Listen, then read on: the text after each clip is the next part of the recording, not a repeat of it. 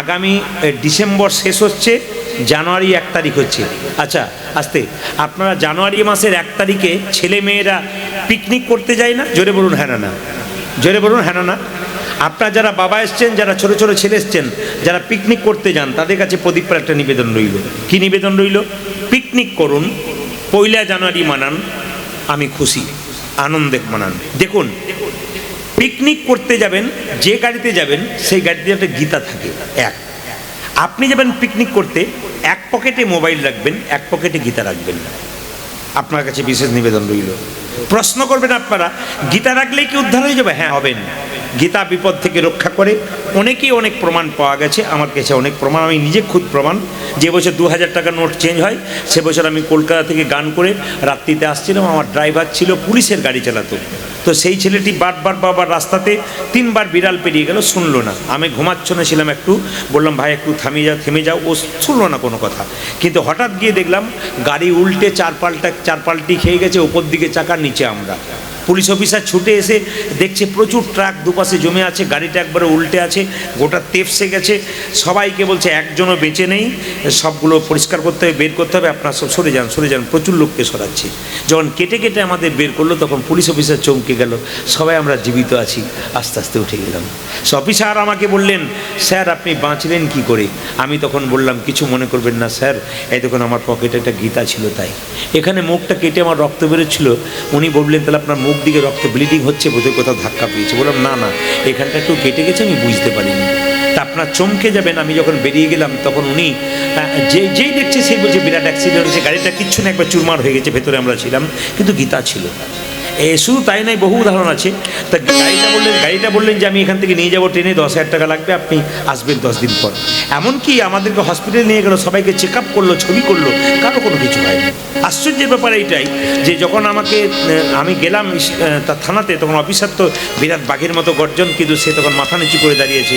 আমি বললাম স্যার বসলাম, বলে বসুন। উনিও বসলেন, সঙ্গে সঙ্গে উনি গীতাটাকে বের করে বললেন যে এইটাই আপনার কাছে ছিল, সেদিন আমি নিয়েছিলাম, কিছু মনে করবেন না প্রদীপবাবু, 10,000 টাকা আমি নেবো না, গীতাটা আমায় দেন। কী করবেন আপনি? বলছে আর তো 5 বছর চাকরি আছে, সারা জীবন তো উল্টো পাল্টা লোকের সঙ্গে মেলামেশা হলো, ভালো লোকের সঙ্গে মেলামেশা করতে পারলাম না। আমি সিদ্ধান্ত নিয়েছি, আর 3-4 বছর পরে শ্রীমদ্ ভাগবত গীতার অমৃত পান করে আমি আমার জীবন সফল। শুধু তাই নয়, চমকে যাবেন, সেই পুলিশ অফিসারটা, আমি আসরে দাঁড়িয়ে বললাম, এদেরকে জিজ্ঞেস করুন, এখন আমি প্রায় চিনতে পারিনি। একটা আসরে গেছি, তিলক মালা নিয়ে, পাঞ্জাবি ধুতি পরে আসরে বসে আছে, আমাকে সে কানে বলছে সেই আমি। এবং কে? ওই যে সেদিন গীতাটা নিয়েছিলাম, সেই পুলিশ অফিসার। আমাকে চিনতে পারছেন? বললাম বাহ, ধন্যবাদ, আপনি পরিবর্তন হয়েছেন, এখন তিলক নিয়েছে, মালা নিয়েছে, জীবনটা অমৃতময় করে নিয়েছে। আমি বলতে চাই, ওটা হচ্ছে স্পিরিচুয়াল, মানে গীতা রাখাটা স্পিরিচুয়াল, আধ্যাত্মিক ব্যাপার। কিন্তু মেকানিক্যাল হচ্ছে যে আপনি যে ড্রাইভারকে নিয়ে যাবেন, তাকে সচেতন করে যেতে হবে, সে যেন মদ্যপান করে না যায়। কারণ আপনি মদ্যপান করবেন, আপনি খারাপ কাজ করবেন, যেমন কর্ম তেমন ফল, কাগজটা আপনার সামনে লিখে রাখবেন, যেমন কর্ম সেরকম ফল। আর দ্বিতীয় কথা, যে গাড়ি আপনি নিয়ে যাবেন, সেই গাড়িটা কিন্তু একবার চেক আপ করে নেবেন, যে গাড়িটাকে নিয়ে যাচ্ছেন তার কন্ডিশন ঠিক আছে কিনা, এগুলো কতগুলো দেখে যাবেন। আর আমি বলবো, আপনার পিকনিক করুক, আনন্দ করুন, কিন্তু চেষ্টা করবেন নিরামিষ খাবার। যদি নিরামিষ নাও খেতে পারেন, এমন কিছু অখাদ্য কুখাদ্য খাবেন না, যার জন্য গাড়িটা ডিসব্যালেন্স হয়ে মায়ের কোল থেকে যেন সন্তান হারিয়ে না যায়। এমন কিছু করবেন না যাতে অন্য ধর্মের মানুষ বা আমাদের ধর্মের মানুষ আপনাকে দেখলে মনে করে আপনি এমন একটা কাজ করলেন, জীবনটাকে শেষ করে দিলেন। জীবন হেলাফেলাই নয়, অনেক কষ্ট করে পাওয়া যায়। পেয়েছেন যখন, আপনি আনন্দ করুন, 1 জানুয়ারি মানান, একবার খুব ভালোভাবে মানান, খুশিতে মানান, কিন্তু যেন ওইরকম অকাজ কুকাজ করবেন না। প্রত্যেকটি যুবক বা যুবতীর কাছে আমার নিবেদন রইল, হই হুল্লা আনন্দ সব কিছু করুন, কিন্তু আনন্দ করতে গিয়ে যেন সংসার নিরানন্দ সাগরে পৌঁছে যায়, এমন কাজ আপনারা করবেন। এই অনুমতি আপনাদের দিলাম। মানুষের সবচাইতে ধ্বংসের একটি কারণ কি? অহংকার। তাকান যে যেখানে আছেন, আপনি মরে যাবেন, এত কাপড় কিনছেন, আপনার শেষ কাপড়টা কি? এই যে শেষ কাপড়টা কি? সাদা একটা মার্কিন। আপনার শেষ খাবার কি? একটু জল, তাও ভেতরে ঢুকবে না, গড়গড় করে বেরিয়ে যাবে। শেষ কথা কি? হলো না, ভগবান ভজনা হলো না। মানে শেষে দেখবেন কেউ কারো নয়। আমি আপনাদের প্রমাণ দিয়ে দিই, কেউ কিছু মনে করবেন না।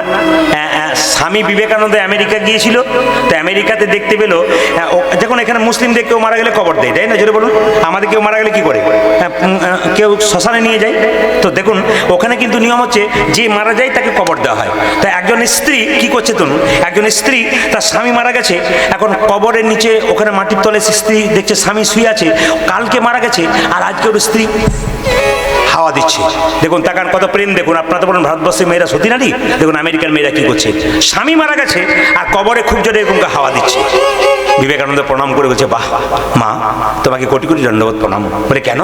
আমাদের ভারতবর্ষের মেয়েরা স্বামীকে এত ভালোবাসে, সতী নারী বলা হয়, আর আপনার স্বামী মারা গেছে কালকে আর আপনি কাঁচা কবরে এত জোরে হাওয়া দিচ্ছেন, এত ভালোবাসেন? মেয়েটি বলছে, আমার স্বামীর ভালোবাসার জন্য আমি কবরে হাওয়া দিই নাই। তাহলে কেন দিচ্ছ? বলছে এই জন্য দিচ্ছি, স্বামী মারা গেলে কবরটা যতক্ষণ না শুকোবে ততক্ষণ নতুন বিয়ে করতে পাবো না, তাই তাড়াতাড়ি আমি শুকিয়ে দিচ্ছি। এ জগতে কেউ কারো নয়। আপনি যে অহংকার করছেন, সত্যি কি আপনি জন্ম পেয়েছেন? জোরে বলুন হানা না। সত্যি কি আপনি জন্ম পেয়েছেন? না, আপনাকে জন্ম দিয়েছে আপনার মা। আপনার নামটা কি আপনি রেখেছেন? আপনার মা রেখেছে, বাবা রেখেছে। আপনি কি পড়াশোনা করেছেন? মাস্টারমশাই পড়াশোনা করেছে। আপনি কি চাকরি পেয়েছেন? একজন চাকরি দিয়েছে। আপনি কি শ্মশান ঘাটে যাবেন? নিজে যেতে পারবেন না, অন্যজনে নিয়ে যাবে। সব যদি অন্যের হয় তবে আপনার বলতে কি? আমি যে গীতায় বারবার বলেছি, পত্রং পুষ্পং ফলং তয়ং যৌমে ভক্ত প্রযচ্ছতি তদহম উপরিতমস্মানি প্রীতাত মম। কেউ যদি আমায় ফুল দেয় আমি তাই গ্রহণ করি, ফুল না পেয়ে পাতা দেয় তাই গ্রহণ করি, পাতা না পেয়ে কেউ যদি চোখের জল দেয় আমি তাই গ্রহণ করি, চোখের জল না পেয়ে কেউ যদি আমাকে শুধু জল দেয় আমি গ্রহণ করি। তুই এতগুলো নাড়ু খাওয়াতে পারবি, আমি নিশ্চয়ই খাবো। আমি যে গীতাতে আরো প্রতিজ্ঞা করেছি, যে যথামাং প্রপদ্যন্তে তাংস্ততৈব ভজম্মহান মমাবৎমানবত্যন্তে মনুষ্যপট্ঠ সর্বস্বঃ। বলছেন যে যথামাং প্রপদ্যন্তে তাংস্ততৈব ভজম্মহাম মমাবৎমানবত্যন্তে মনুষ্যপট্ঠ সর্বস্বঃ। ভগবান নিজের মুখে বললেন, যে আমায় যেমন ভাবে ভালোবাসে রে রঘু, তাকে আমি তেমন ভাবে ভালোবাসি। কেউ যদি সারাদিনের মাথায় 1 ঘন্টায় আমায় ভালোবাসে, প্রিয় হলো বাবা মা। যে সংসারে বাবা মা নাই, মেয়েরা বাপের বাড়ি আর যেতে চায় না। মা, মায়ের মতো আপন কেউ হয় না, মায়ের মতো আপন কেউ হয় না। যার মা বেঁচে নেই সে জানে, মা ছাড়া পৃথিবীতে আপন কেউ না। বাবা ছাড়া পৃথিবীতে আপন কেউ না, আপন বলিতে কেউ না। কীর্তনের এটাই বৈশিষ্ট্য। আপনারা নাচছিলেন, হাসছিলেন, আনন্দ করছিলেন, এখন আসরটার দিকে তাকিয়ে দেখুন স্থির হয়ে গেছে। আমার গুরুজি আমাকে বললেন, তোকে আশীর্বাদ করলাম, এভাবে কীর্তন কর, মানুষকে হাসা, মানুষকে কাঁদা, মানুষের ভেতরে চৈতন্য জাগা, মানুষ জেগে উঠুক। নিন্দুক সে তো নিন্দা করবে রে বাবা, কেন? নিম পাতাকে যতই মিষ্টি ভেজান ওর তেতো জীবনে যাবে না। ভালো মানুষকে বলবি, ভালো কথা নেবে। খারাপ মানুষ খারাপ নেবে, ছাড় ওর কথা, ভালো মানুষের কথা শোন। মায়ের মতো আপন কেউ হয় না। রাত্রিবেলায় কীর্তন শুনতে এলেন, বাড়ি ফিরে গেলেন। বাড়ি গিয়ে দেখলেন সবাই ঘুমাচ্ছে, কিন্তু মা বাবা দরজায় বসে আছে। ছেলে যদি বাইরে থাকে, মা কি কখনো ঘুমোতে পারে? ছেলে যখন কাজে যায়, স্ত্রী বলে উঠে আমার জন্য শাড়ি এনো, মেয়ে বলে ঘড়ি এনো, ছেলে বলে মোবাইল ফোন এনো। কিন্তু মা যদি বেঁচে থাকে, দরজায় গলায় কাপড় দিয়ে দুগ্গা দুগ্গা বলে, আর বলে খোকারে সাবধানে যাবি, আর সময় মতো খাবার খেয়ে নিবি। এ কথা বলার মানুষ মানুষ, এ কথা বলার মানুষ থাকবে না সেই দিন যেদিন বাবা মা চলে যায়। তুমি যদি রক্তের গরমে কাউকে কাঁদাও, তুমি যদি রক্তের গরমে কাউকে ঘর থেকে তাড়িয়ে দাও, তবে তোমার যখন ছেলে বড় হবে তোমাকেও ঘর থেকে ঘাড় ধরে বের করে দেবে। সেই দিন বুঝবে আমার কর্মের ফল কি হবে। কাউকে কাঁদালে তোমাকেও কাঁদতে হবে, কাউকে হাসালে তুমিও হাসবে। জীবনে সবার মুখে হাসি দেখো, তুমি সারা জীবন হাসবে। মৃত্যুর সময় তুমি হাসতে হাসতে যাবে, লোকে তোমার জন্য চোখের জল ফেলে। একটা মায়ের পেটে একটা বাচ্চার 10 মাস 10 দিন জায়গা হয়। সেই ছেলে যখন বড় হয়, বহরমপুর কিংবা কলকাতায় ফ্ল্যাট কেনে, সবার জায়গা হয় কিন্তু মা বাবার জায়গা হয় না। মুকুন্দ সরকার যখন বাড়ি ফিরল, কই গো ভরণী, স্ত্রী বলে উঠলো, এ কি আমার হলো গো।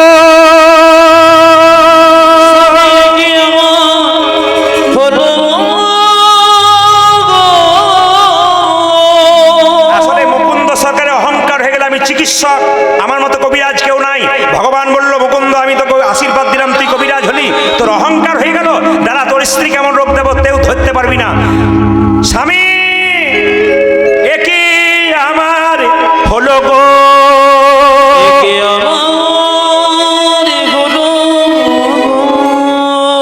কি হয়েছে? আমার সর্বাঙ্গ জ্বলে যাচ্ছে। দেখি তোমার হাত, দেখি দেখি তোমার পা, দেখি চোখ, দেখি দেখি দেখি তোমার জিভ, দেখি দেখি। আমি সারা বাংলার চিকিৎসা করে আমার স্ত্রী রূপ ধরতে পারলাম না। রাত্রিবেলায় মুকুন্দ সরকার গেলেন মহাপ্রভুর কাছে, প্রভু বলে দাও আমার স্ত্রীর চিকিৎসা করতে পারলাম না কেন, সারা বাংলার চিকিৎসা করি। মহাপ্রভু আকাশবাণী করে বললেন, মুকুন্দ আমি যা ভেবেছিলাম তাই হয়েছে। সারা বাংলার চিকিৎসা করতে করতে তোর ভেতরে অহংকার হয়ে গেছে। মুকুন্দ সরকার কেঁদে কেঁদে বলল, প্রভু আমি ক্ষুদ্র জীব, কখন আমার অহংকার হয় আমি জানি না। সত্যি যদি আমার অহংকার হয়েছে, তুমি আমার অহংকারের পতন ঘটাও। মুকুন্দ সরকার, মহাপ্রভু মুকুন্দ সরকারের চিবানো পান দিলেন। আপনারা যারা পান খান কোনো অন্যায়ের ব্যাপার নয়। কেন? মহাপ্রভু সন্ন্যাস আগে পর্যন্ত পান খেয়েছিল, সন্ন্যাসের পরে পান খায় নাই। মহাপ্রভু চিবানো পানটা মুকুন্দকে দিয়েছে, আর মুকুন্দকে বলল, মুকুন্দ তোমার স্ত্রীকে দাও, রোগ তো সারবে, নতুন লক্ষণ পাবে, তোমার স্ত্রী একটা সন্তান হবে, সেই সন্তানের নাম হবে ভক্ত রঘুনন্দন। মায়েরা, মুকুন্দ সরকার চিবানো পানটা নিয়ে তার স্ত্রীর কাছে যাচ্ছে আর গাইছে, যশোদার দুলাল তুমি বজের রাখাল, বৃন্দাবন মন হারি। চিবানো পানটা যে না দিয়েছে, নতুন লক্ষণ কি করবে, সন্তান এলো, আর সেই সন্তানটা 10 মাস 10 দিন পূরণ হলো, আর জন্ম নিল কি বার, জোরে বলুন, কি বার বলেছিলাম, জোরে বলুন। হ্যাঁ, সেদিন কি পুজো ছিল? কালী পুজো না দুর্গা পুজো? সরস্বতী পুজো। হ্যাঁ, এবার সবাই লক্ষ্য করুন, মাথায় একটু কাপড় নেন মায়েরা, দাদা ভাইরা, একবার বাবু হয়ে বসুন। ভক্ত সন্তানের জন্ম হচ্ছে, সবাই একটু মাথায় কাপড় নিন। আহা হ্যাঁ, নকালে জন্মিল শির ঘুনন্দন, নকালে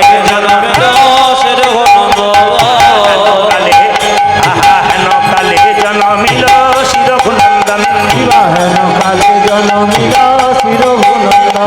মুকুন্দ দাসেরই তাহা আনন্দিত, মুকুন্দ দাসেরই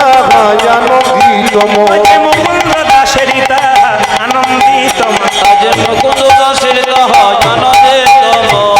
কবিরাজ, তুমি তো দিব্যি পুজো করছো, তোমার ছেলে হয়েছে, আনন্দ ধরে না, আনন্দ ধরে না, আনন্দ ধরে না, আনন্দ ধরে না। মুকুন্দ দাসের মনে আনন্দ ধরে না, মুকুন্দ দাসের মনে আনন্দ ধরে না, মুকুন্দ দাসের মনে পুত্রের বদন হে, মুকুন্দ দাসের মনে পুত্র বদন হে, পুত্র বদন হে, মুকুন্দ দাসের মনে পুত্র বদন হে, মুকুন্দ দাসের মনে পুত্র বদন হে, মুকুন্দ দাসের মনে আনন্দ ধরে না, মুকুন্দ দাসের আনন্দে। এবার আনখোনাতে মায়েরা বলবেন, একটু ছেলে হলে বেশি আনন্দ না মেয়ে হলে বেশি আনন্দ? দুটোই সামনে মা বলেছে ছেলে, বাকি সব মেয়ে, আর দু চারজন চুপচাপ আছে যাদের ছেলে মেয়ে দুটোই আছে আর কি। আর আমি দেখছি আমার পার্টিতে ভক্তি মানে কজন আছে আর কি, মানে আমারও তো দুটো ছেলে নয়, দুটি কন্যা, শুভলক্ষ্মী আর ভাগ্যলক্ষ্মী। বড় ভাগ্যলক্ষ্মী, ছোট শুভলক্ষ্মী। এখন আমি দেখছি আমার দলে কজন আছে। ঈশ্বর যা করে তা মঙ্গলের জন্য করে। তবে ছেলেরা যদি একটা বংশের প্রদীপ হয় তাহলে মেয়েরা দুটো বংশের প্রদীপ, এটা খুব ভালো রাখবেন মনে। কিন্তু ছেলে যদি একটা বংশের প্রদীপ হয়, মেয়ে কিন্তু দুটো বংশের প্রদীপ। এইদিকে তাকাবেন মায়েরা, খুব দামি কথা কিন্তু এগুলো। হ্যাঁ, আমার বাবা দুটো মেয়ে হওয়ার পর আমার স্ত্রী যখন কান্নাকাটি করছে তখন আমার বাবা বললো, বাবারে ভাগ্যলক্ষ্মী হয়েছে বা শুভলক্ষ্মী হলো গো। আমাকে বলছে তুই বাঁচলি। আমার কেন? তোর জন্যে আমি কোথাও যেতে পারলাম না, শুধু কীর্তন করতে বেরিয়ে যা, সংসারটা আমি দেখেই রয়ে গেলাম। আর আমি গয়া কাশী বৃন্দাবন কোথায় দেখতে পেলাম না বাবা, তোর জন্যে সংসারে রয়ে গেলাম। এদের দুজনে বিয়ে দিবি, বাস গয়া কাশী বৃন্দাবন ঘুরে ঘুরে বেড়াবি। যার দুটো মেয়ে বা একটা মেয়ে আছে অসুবিধা নাই, দিয়ে চলে যাবেন। যার ছেলে আছে ঘানি টান, আর বলবো না, বলার দরকার নাই, কারণ অসুবিধা আছে। সামনে মা বলেছে ছেলে হলে ভালো আর কি, এই জন্য ভয় লাগছে আর কি। যাক, ঈশ্বর বলছে, পণ্ডিতরা বলছেন যে, ঈশ্বর বলেনি, পণ্ডিতরা বলছেন যে ছেলে হলেও ভালো, মেয়ে হলেও ভালো। একটা ছেলে মেয়ে তো অবশ্যই ভালো, যার যেমন ঈশ্বর যাকে দিয়েছে সেইটা নিয়ে সন্তুষ্ট থাকবেন। মায়েরা সবাই লক্ষ্য করুন, ছেলেটি যখন জন্ম নিল, আচ্ছা বলুন তো মায়েরা, বাচ্চা জন্ম নিলে তার মুখে কি দেওয়া হয়? জোরে বলুন। মধু। আচ্ছা মধু কেন দেওয়া হয়? মিষ্টি মিষ্টি কথা বলবে বলে। মিষ্টি কথা বলে? জোরে বলুন, মিষ্টি কথা বলে? না না, আসল তত্ত্বটা কি? বাচ্চা জন্ম নিয়ে কান্নাকাটি করে, মায়ের দুগ্ধ পান করতে পারে না, তখন কি করে না একটু মধু দিয়ে দেয় যাতে কান্নাকাটি বন্ধ হয়। মধু কখন দিতে হয়? গভীর গৃহসূত্রকার বলে একটা বই আছে, যারা বই পড়বেন তারা দেখবেন হিন্দু ধর্ম কি এবং কেন। বইটার নাম হচ্ছে হিন্দু ধর্ম কি এবং কেন। বইটার লেখক হচ্ছে লোকনাথ কবিরাজ। দুটো বইয়ের রেফারেন্স দেওয়া আছে, একটা হচ্ছে গভীর গৃহসূত্রকার, একটা পরাশর গৃহসূত্রকার। তো গভীর গৃহসূত্রকার বইটাতে বলছে, যদি কোনো বাচ্চা 21 দিন পর আতুর ঘর থেকে নিয়ে গিয়ে স্নান করে মন্দিরে ভগবানের একটু প্রণামিত মধু যদি মুখে দেয়, নিয়ে বলে প্রভু ছেলে যেন মিষ্টি মিষ্টি কথা বলে, কাজ হবে।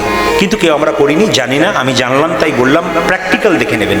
আর পরাশর গৃহসূত্রকার বললো, যেদিন অন্নপ্রাশন হবে সেদিন পরমান্নটা দেবার আগে আপনারা কি করবেন, মুখে একটু কি দেবেন, মধু দিয়ে প্রভুর কাছে প্রার্থনা করবেন, প্রভু মিষ্টি কথা বলে। এখন সরস্বতী পুজোর দিনে জন্ম হলো তো মধু কিনবার পয়সা আছে, কিন্তু দোকান তো বন্ধ হয়ে গেছে। দুই কানে শোনা গেল মধুর হরিনা, দুই কানে, হ্যাঁ দুই কানে শোনা গেল মধুর হরিনা, দুই কানে শোনাইল মধুর হরিনা, হরিনামে শোনা মধুর হরিনামে শোনালো, হরিনামে শোনা মধুর হরিনা শোনালো, সংসারের কথা শোনার আগে হরিনামে শোনালো, সংসারের কথা শোনাবে হরিনামে শোনালো, সংসারের কথা শোনার আগে নামময় দেহ, সংসারের কথা শোনার আগে নামময় দেহ হলো, হরি কথা শোনার আগে মইদা সংসারের কথা শোনার আগে মইদা হলো, হরি কথা শোনার আগে মইদা হলো, হরিনামে শোনালো, দুই কানে শোনাইল মধুর হরিনা। দুই কানে শোনাইল মধুর হরিনা।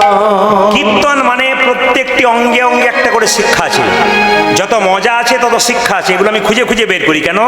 মানুষকে কিছু দেবার জন্য। বাবা আমার ডাক্তার, হসপিটালের ডাক্তার ছিলেন, তিনি বললেন প্রদীপ তত্ত্ব কিছু আমি বুঝি না, তবে এইটুকু বুঝি, বাচ্চা যখন মিষ্টি ওষুধ খেতে চায় না, তেতো ওষুধ খেতে চায় না, চিনি মিশিয়ে দিই।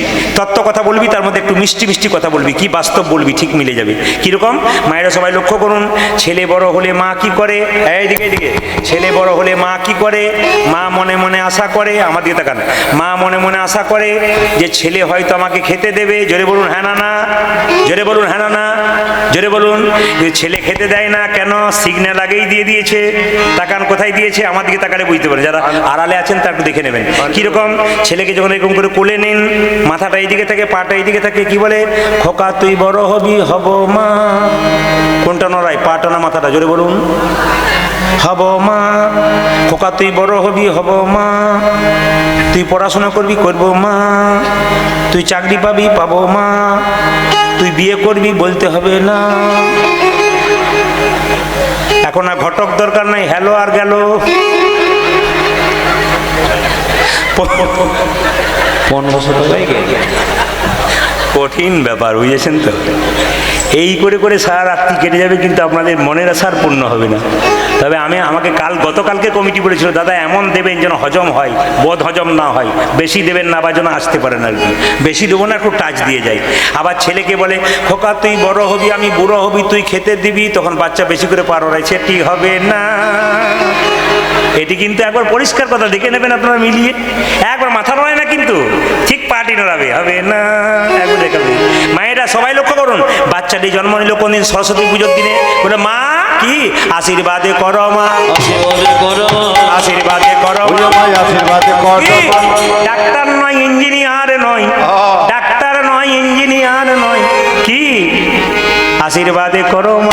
আশীর্বাদে করো যেন ভাগবতী পড়তে পারে, আশীর্বাদে করো। যেন ভাগে পথে পড়তে পারে আশীর্বাদে কর মা। সংকীর্তন গাইতে পারে, আশীর্বাদে করো। সংকীর্তন গাইতে পারে আশীর্বাদে কর মা। যেন সংকীর্তন গাইতে পারে, হরি হরি হরি, নাম সংকীর্তন গাইতে পারে হরি হরি হরি বলে। ভাগবতে বলতে পারে হরি হরি হরি নাম সংকীর্তন গাইতে পারে হরি হরি হরি যেন ভাগবতে বলতে পারে আশীর্বাদে কর মা। দুই কানে শোনাই এলো মধুর হরে এলো আজ দুই গানে শোনাইল মধুর হরি নাম। ভাইরা, এই যে ছেলেটি জন্ম নিল রঘুনন্দন, তত্ত্ব বলছে ইনি হচ্ছেন কামদেব মদন। এই কামদেব মদনের 5টা বাণ কৃষ্ণকে মেরেছিল। কৃষ্ণ বলল, কামদেব আমার দেওয়া বাণ তুই আমাকে মারলি, অভিশাপ দিলাম তোর মর্ত করে জন্ম হোক। কামদেব মদন কেঁদে কেঁদে বলল, অভিশাপ যদি দিলে আমার মর্ত করে জন্ম হোক, আশীর্বাদ দাও যেন তোমার চরণ লাভ করতে পারি। ভগবান বলে, তুই খুব চালাক রে, আমার চরণ পেতে গেলে তো আমাকেও যেতে হবে, তাহলে আমি যাবো শ্রীখণ্ডে গোপীনাথ রূপে, আর তুই রঘুনন্দন রূপে যাবি। একদিন আমার তোর হাতে আমি একদিন নাড়ু প্রসাদ গ্রহণ করব, আমি হব অগ্রদ্বীপের গোপীনাথ নয়, আমি শ্রীখণ্ডের গোপীনাথ। এখানে একটা পদ আছে কিন্তু, কি বলছে? আহা ব্রজের অনঙ্গ হরিয়ায়ঙ্গ, আমার ব্রজের হরি হরে জয় ব্রজের অনঙ্গ ধরিয়ায়ঙ্গ, গৌরে আওল গৌরে সঙ্গ, পূজারি গৌরী যেমন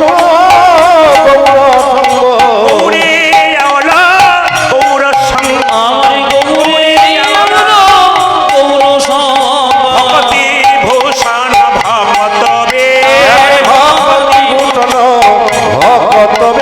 ভগতি ভূষণ ভগতবে, ভগতি ভূষণ ভগতবে লীলায় মহিলা আপনবে, মহিলা আপনবে লীলায় মহিলা আপনবে, সোনার নূপুররা তুলবা, সোনার নূপুর তুলবা সোনার নূপুরেরা তুলবা, শেখর শরণ লইনু তাই, শেখর শরণ লইনু তাই শেখর শরণ লইনু তাই, শরণে নিলা, শরণে নিল শরণে নিলা,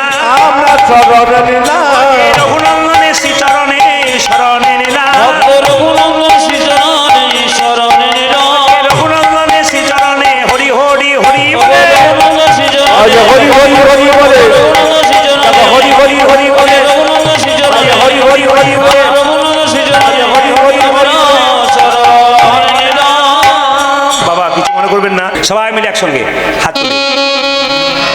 পথ চলিতে আর বলিতে, তালি, পথ পথ চলিতে আরে বলিতে পথ চলিতে আর বলিতে, হরি বল। পথ চলিতে আর বলিতে একবার গাহ কৃষ্ণ নাম, হরি নাম মধুর নাম, আর তালি মায়েরা, পথ চলিতে আদি বলিতে পথ চলিতে আদি বলিতে একবার গাহ কৃষ্ণ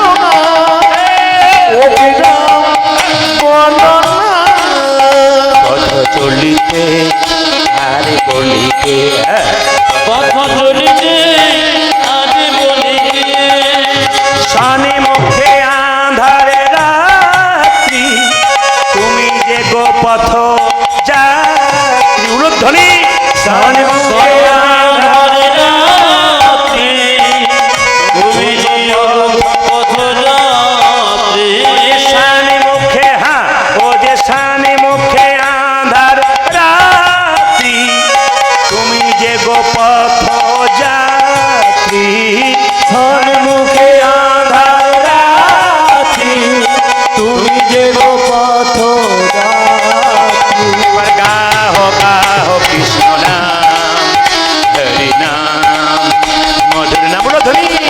পথ চলিতে আজি বলিতে পথ চলিতে আজি বলিতে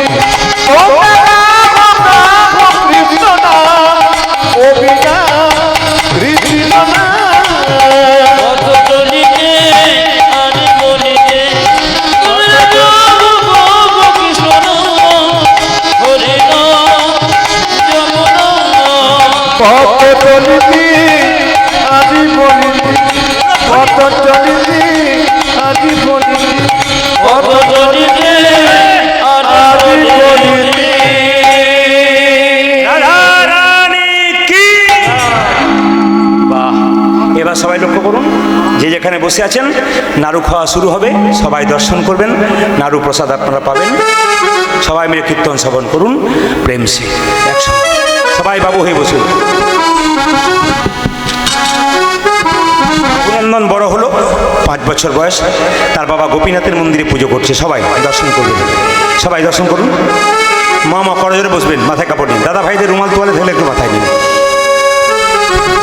সব দাদা ভাইরা রুমাল তোয়ালে থাকলে একটু মাথায় নেবেন, টুপি থাকলে নেবেন, অসুবিধা নেই। সবাই যে এখানে বসে আছেন, বাহ সুন্দর পরিবেশ আপনাদের, সুন্দর আপনারা উপহার দিয়েছেন একটা হরিবাসর, সুন্দর পরিবেশ আনখোনা।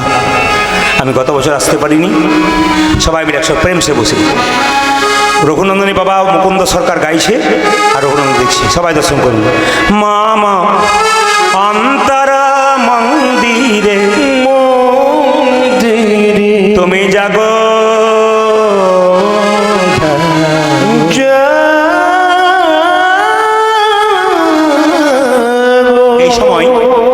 এই সময় একবারে কোনো দিকে মন দেবেন না, মন একবারে গোবিন্দের চরণে। সেবা দর্শন করতে হয়, ভগবানের সেবা দর্শন করা ভাগ্যের ব্যাপার। মামা অন্তরা মন্দিরে জাগো জাগো মদন কৃষ্ণ গোপাল গোপাল রে মদন কৃষ্ণ গোপাল। মামা মদন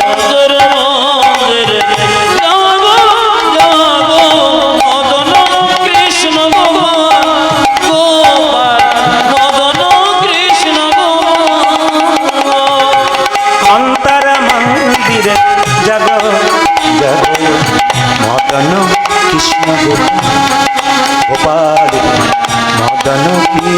গোপাল। অন্তর মন্দিরে যাব যাব মদন কৃষ্ণ গোপাল গোপাল মদন কৃষ্ণ গোপাল। লয়ে রাধা বামে এসব রাজা ধামে, লয়ে রাধা বামে এসব রাজা লয়ে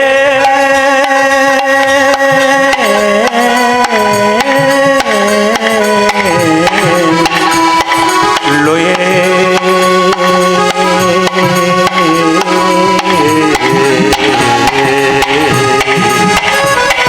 লয়ে হে প্রাণ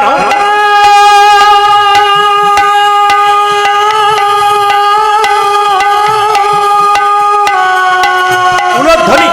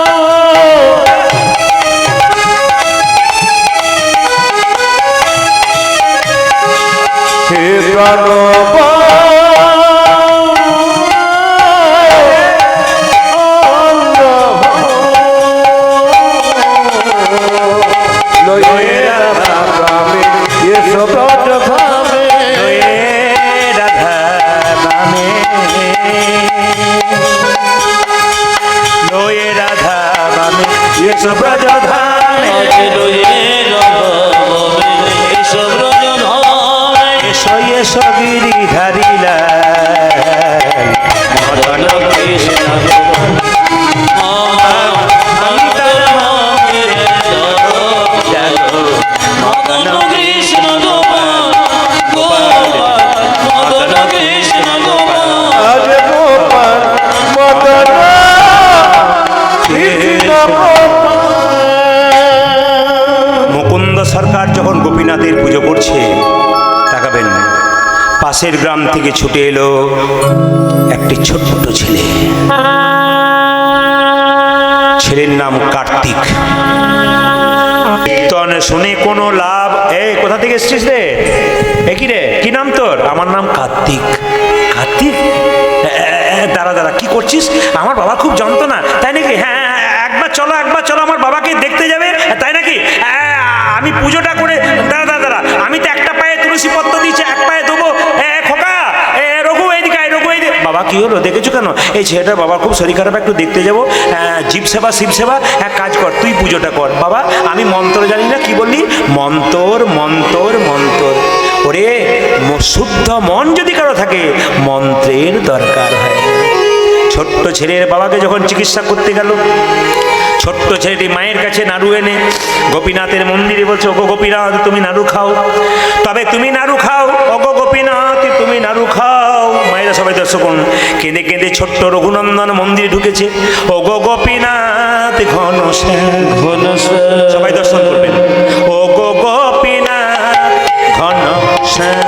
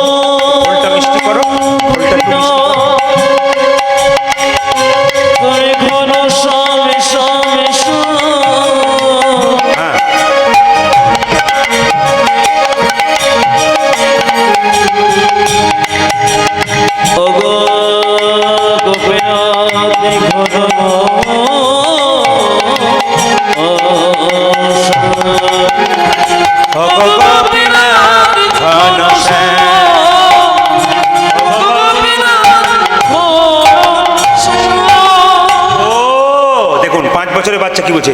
ও তুমি কেন নাড়ু খাচ্ছ না বুঝতে পেরেছি গো, তোমার দরজাটা হাঁ করে খোলা আছে তাই তোমার লজ্জা করছে। আচ্ছা আমি দরজাটা বন্ধ করে দিলাম।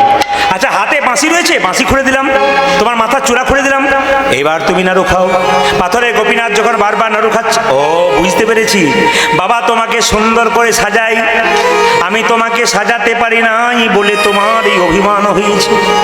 ওগো গোপীনাথ, বাবা তোমাকে চন্দন দিয়ে সাজাই, বাবা তোমাকে তুলসী পত্র দেয়, গঙ্গা জল দেয়, কিন্তু আমার কাছে চন্দন নাই, চন্দন কেনার পয়সা নাই, আমি কি করে তোমার চরণে সেবা করব?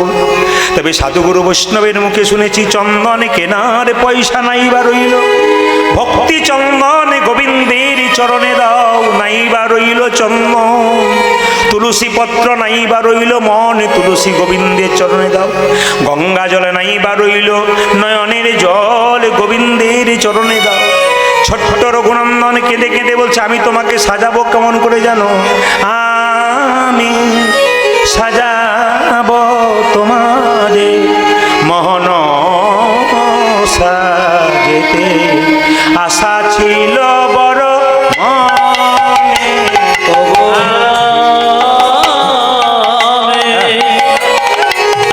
সাজা মোহন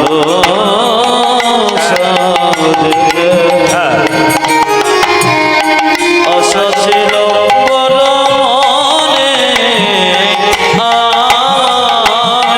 মিশাই যায় আমার ভক্তির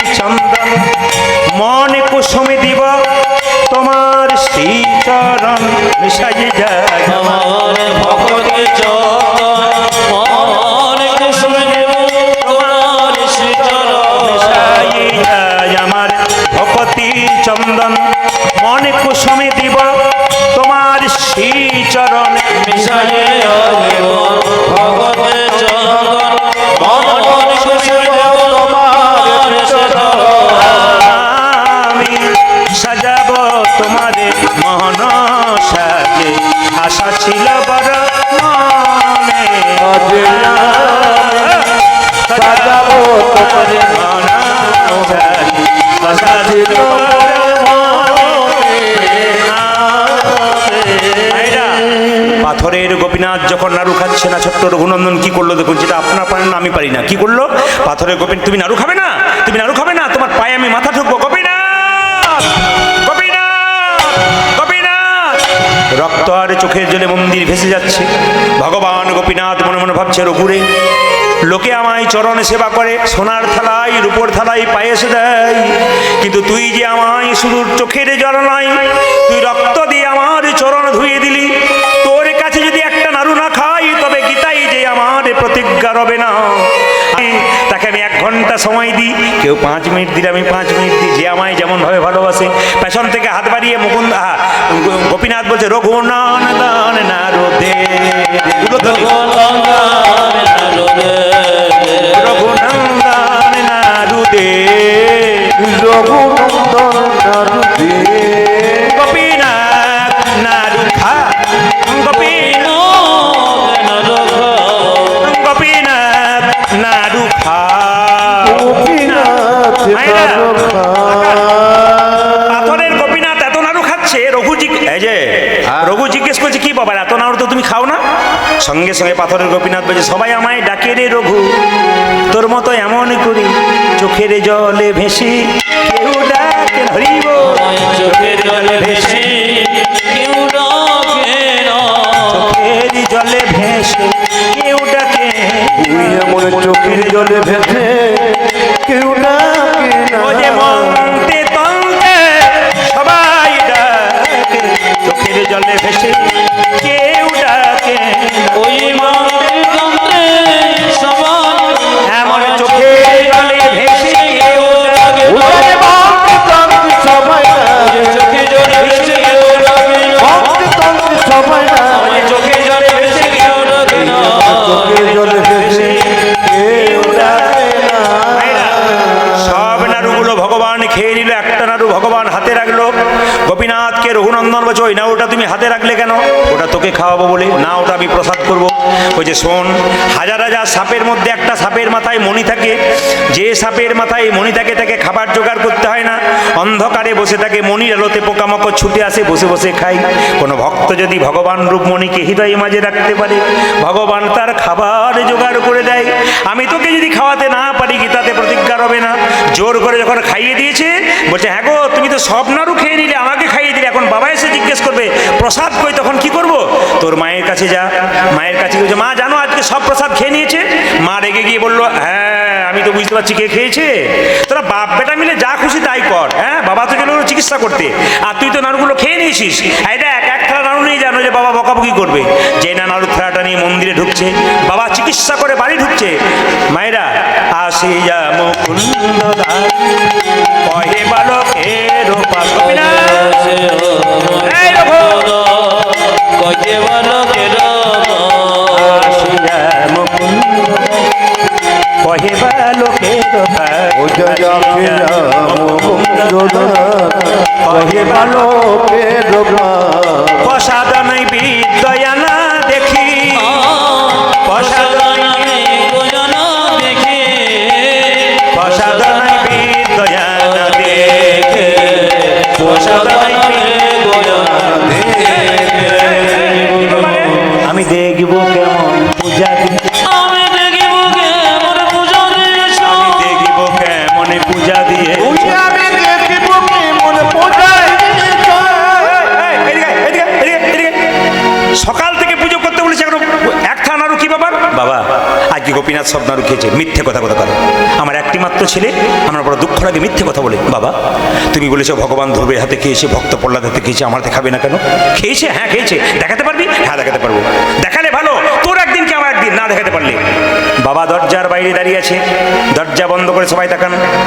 ছোট্ট রঘুনন্দন মন্দিরে বলছে, গোপীনাথ নাড়ু খাও, নাড়ু খাও, কিন্তু পাথরের গোপীনাথ থর হয়ে দাঁড়িয়ে আছে।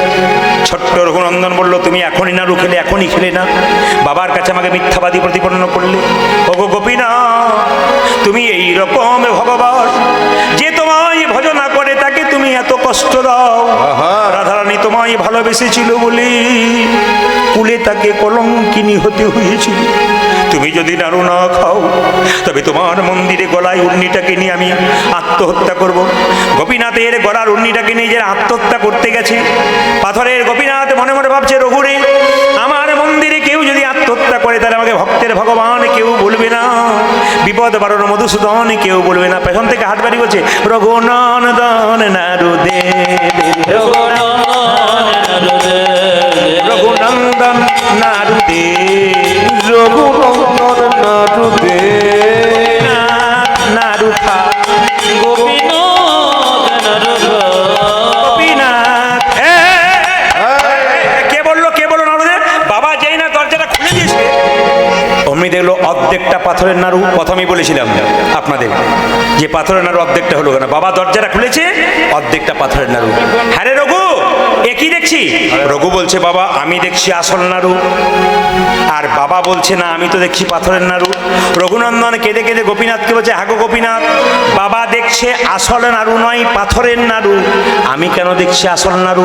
পাথরের গোপীনাথ বলছে, শোনে রে রঘু, এই জগতে মানুষের যখন জন্ম হয় দুটো চোখ হয়, একটা ডান চোখ বাম চোখ। গুরুদেবের কাছে মন্ত্র নিয়ে আর একটা চোখ হয়, এই চোখটার নাম হচ্ছে জ্ঞান চক্ষু। তোর যে জ্ঞান চক্ষুর উদয় হয়েছে তোর বাবার এখনো হয় নাই। তবে শাস্ত্রে সব জায়গাতে লেখা আছে পিতার পুণ্যে পুত্রের উদয় হয়, কিন্তু আজ আমি প্রমাণ দেব, পুত্র যদি কৃষ্ণ ভক্ত হয় তার 7 বংশ করে 14 বংশ উদ্ধার হয়, তা নয় তা নয়, তার কৃপাতে তার জন্যে পুত্রের জন্যে পিতার উদয় হয়। তুই তোর হাতটা তোর বাবার মাথায় দে, দেখবে আমি নাড়ু খাচ্ছি। যেই না বাবার মাথায় ছেলেটি হাত দিয়েছে অমনি কি দেখলো, অদ্যপি খণ্ডপুরে অর্ধনাড়ু আছে করে, অদ্যপি খণ্ডপুরে অর্ধনাড়ু আছে করে,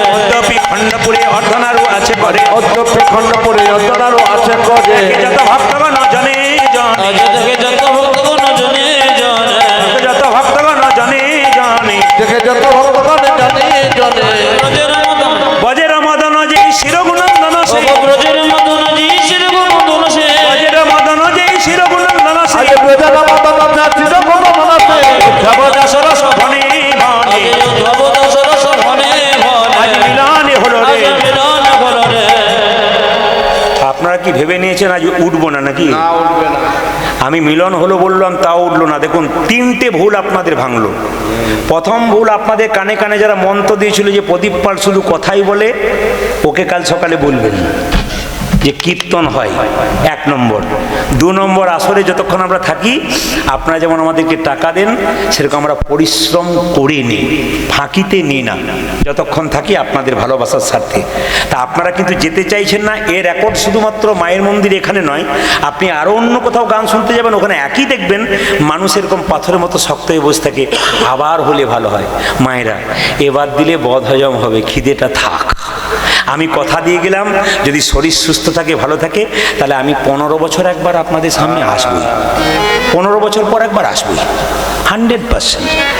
সে সঞ্জয় হাজারি দিক আর না দিক, খুব একটা পার্মানেন্ট করে দিয়ে যাব না। কেন বলুন তো, যদি আবার না আসতে পারি পয়সা চাই। ঠিক আছে, ভালো থাকুন, আপনাদের আমি খুশি লাগলো। কমিটির ছেলেগুলো কোথায় আছে জানি না, আপনারা ভরপুর করে বসে আছেন, বসে থাকবেন, প্রসাদটা এরা দেবে। কমিটির ছেলেগুলো কোথায় আছে বলে, দাদা দুটো ভজন গাইবেন তো। ছেলেগুলো আছে সব জায়গাতে, আপনারা সবাই বসে শুনছেন। এত সুন্দর দেখুন, 11:30 বেজে গেল, হ্যাঁ 7:30 থেকে 4 ঘন্টা হতে চললো, এরা 7:30 থেকে বসে আছে। তা আপনাদের কাছে নিবেদন রইল, আবার যদি কোনো সুযোগ পাই কিন্তু হাতটা তুলবেন আপনারা সবাই মিলে বসে বসে একটু। আমার ক্যামেরা এসছে আপনাদের সামনেই বটে, এই পান্ডুয়া গ্রাম সৌরভ ঘোষ, হ্যাঁ আমার ভাইয়ের মতো। এই অহনা স্টার কীর্তন আপনারা কালকেই দেখবেন, সকাল থেকে আপনি পেয়ে যাবেন অহনা স্টার কীর্তন দেখবেন, সার্চ করে দেখে নেবেন, ভাতৃদ্বিতীয়া পেয়ে যাবেন একবার আনখোনাতে, কি বললাম সব পেয়ে যাবেন। ও 2-4 দিন পরে দেখবেন কোনটা ছাড়বে না, রাস পূর্ণিমা, কিন্তু একটাও গান ছাড়বে না, খালি দেখবেন কথাই ছেড়ে দেবে। আপনারা ভাবেন তার মধ্যে কথাই বলে বোধহয়, ভুলটা কিন্তু আপনাদের ভেঙে গেল আজকে। সবাই হাত তুলুন, একসঙ্গে হাত তুলে বাবা সবাই মিলে। এখানে এসে শুনলাম যে আনখোনাতে কোনো মাতাল নাই। আপনাদের হাসি দেখেই বুঝতে পেরেছি পার্টি আছে। টেস্ট করে করে দেখি আর কি। মায়েরা যেমন ভাত চাপালে টিপে দেখেন ভাত হয়েছে কিনা, টেস্ট করে দেখি আছে। মায়েরা ভয়ে বলতে পারছে না, এই 4 দিন তো খুঁজে পাই না কোথায় থাকি, বাকি দিনগুলো যদি পাই, এই 4 দিন পাই না। খবর বলা আছে এই 4 দিন একবার পারমিশন দিয়ে দেবে, কটায় ঢুকবো কোনো গ্যারেন্টি নাই। তবে কিছু মনে করো আপনাদের এলাকাতে, যে আপনাদের গ্রামে আছে কিনা জানি না, আপনাদের এলাকাতে আছে তার প্রমাণ আমি দিয়ে দিই। আপনাদের প্রমাণটা কি, আমি যখন আনখোনা ঢুকছিলাম, আমি তো আর জানি না, তো এ আমাকে কারেন্ট অ্যাকাউন্ট লোকেশন দিয়ে দিয়েছে, এই আগে আগে আসছে, আমি আসছি, তখন এই যখন এগিয়ে গেছে তখন একজন বলছে প্রদীপবাবু নাকি, হ্যাঁ আমাকে সিনটা দেখুন, ও মানে এত খেয়েছে ঠিক পাচ্ছে না, ও নাকি, হ্যাঁ প্রদীপবাবু। আমার নাই বাজে কথা বলতে ভালো লাগে না, কি করবেন উপায় নাই, দেখলাম বলে বললাম আর কি। তাকান সিনটা দেখুন, এখন প্রদীপবাবু নাকি, আমার হ্যাঁ আপনি প্রদীপ, প্রদীপ আমার না প্রণাম করার দরকার নাই, আমি এখন আনখানা চললাম, মায়ের মন্দিরে পবিত্র জায়গা, তুমি প্রণাম করার দরকার নাই। না আপনার কীর্তন আমি শুনি। বললাম, আমাকে বলছে একটা কবিতা আপনাকে বলতে হবে। আমি কবিতা আমি জানি না। বলছে না কবিতা না বলে আমি ছাড়বই না। আমার দেখো ভাই আমি কবিতা জানি না, কীর্তন জানি। ও বলছে কবিতা না বললে ছাড়বই না। বললাম তুমি কবিতা জানো? বলছে আমি দুটো জানি। আমি দুটো বলার দরকার, একটা বলো। তখন বলছে বলবো? বলে কি? হ্যাঁ বলো। তখন ও কি বলছে শুনুন, বলছে আপেলে পোকা, দুধে জল, আর বিড়িতে শক্তি, আর মদে বল। কীর্তনে যে কি মজা আছে, সারা রাত্রি চলে করে বুঝে নেবেন যে কি পার্টি বলে আর কি। এ শুধু আপনাদের এখানে নয়, আমাকে একটা ছেলে বলছে আপনার কীর্তন ভালো হোক আর না হোক সবাই আপনাকে টাকা দেবো, কোনো অসুবিধা নেই, একবার আসরে যাই তারপর দেখবি কি অবস্থা হয়। এদিকে তাকাবেন না, এটা সব জায়গাতে হয়, শুধু আপনাদের নয়। আমাকে বলছে আপেলে পোকা, দুধে জল, আর বিড়িতে শক্তি। বাবারে, ক ধরনের নেশা আছে। এই পার্টি আছে আপনাদের। আর একজন দেখবেন বাবার কি শোক টানটা দেখ। আমি খাই না কিন্তু দেখি। আর একটি পার্টি যারা মদ খায় তাদের বিরুদ্ধে বেশি কিছু বলবো না, নইলে আবার শেষে অসুবিধা হতে পারে, ওই জন্য বেশি বলবো না, একটুখানি বলি। ও যেই না বলছে আপেলে পোকা, দুধে জল, বিড়িতে শক্তি, মদে বল। আর বলার দরকার নাই বাবা, এবার আমাদের চল। যখন চলে যাচ্ছি তখন হচ্ছে আপনাকে একটা কবিতা বলতে হবে। আমার না, আমি কবিতা টবিতা জানি না, না বললে ছাড়বো না। ড্রাইভারের গাড়িটা, মানে ড্রাইভার বসে আছে ধরে টানছে। বললাম ভাই এক লাইন বলে যাই। বলে কি? তুমি কি খাও? বলছে জেডি। আমার তবে শোনো, খাবে জেডি, ফুলবে বডি, শ্মশান তোমার জন্য রেডি। আর কিছু মনে করবেন না, উনি নমস্কার আপনাকে, উনি এসছেন কিন্তু, ওই ওনাকে দেখেই বললাম আর কি, কিছু মনে করবেন না। নেশা টেশা চটে গেছে, আমাকে এমনি করে দিয়েছে, কোনো অসুবিধা নেই। কিছু করে আপনার নিয়ে বললাম, হ্যাঁ নামটা করলাম না, নাম আমি জেনে নিয়েছি। রাধা রানী কি যাওয়ার আগে প্রসাদ নেবেন কিন্তু, কমিটির ছেলেরা এসো প্রসাদগুলো দেবার চেষ্টা করবে। বাবা প্রসাদগুলো দেবেন নেমে নেমে, হরিলুট দিয়ে। একটু হাত তুলে বসে বসে সবাই মিলে, সবাই না দাঁড়ান, একবার দাঁড়ান, সবাই দাঁড়ান, সবাই দাঁড়ান, ক্যামেরাগুলো তুলে নাও, সবাই দাঁড়ান, দাঁড়িয়ে দাঁড়িয়ে মায়ের কাছে। আজকে মায়ের কাছে নেচে যান, আপনাদের সারা বছর শরীর সুস্থ থাকবে। বাচ্চা বাচ্চা মেয়েরা ছেলেরা সবাই আনন্দ করে, একবারে মায়েরা সবাই আনন্দ করে নাচুন। নাচবার সুযোগ পান না আজকে ভগবান মন্দিরে। মাস্টারমশাইয়ের সঙ্গে পরিচয় হলো, খুব ভালো মানুষ, খুশি হলাম আমি এখানে এসে, আনন্দ পেলাম আপনাদের জন্য। সবাই মিলে 100 হাত তুলুন, সবাই হাত তুলুন, হাত তুলুন। 1 2 3।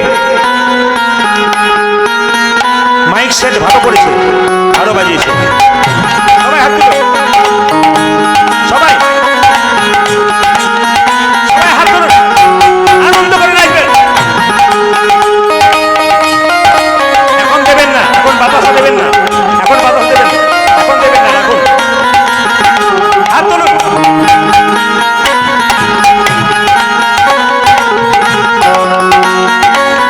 হাত তুলে, তোমার হাত তুলে, তোমার হাত তুলে। হরি বল, হরি বল। সবাই হাত তুলে এভাবে 1 3 4 1 2 3 4 তালি।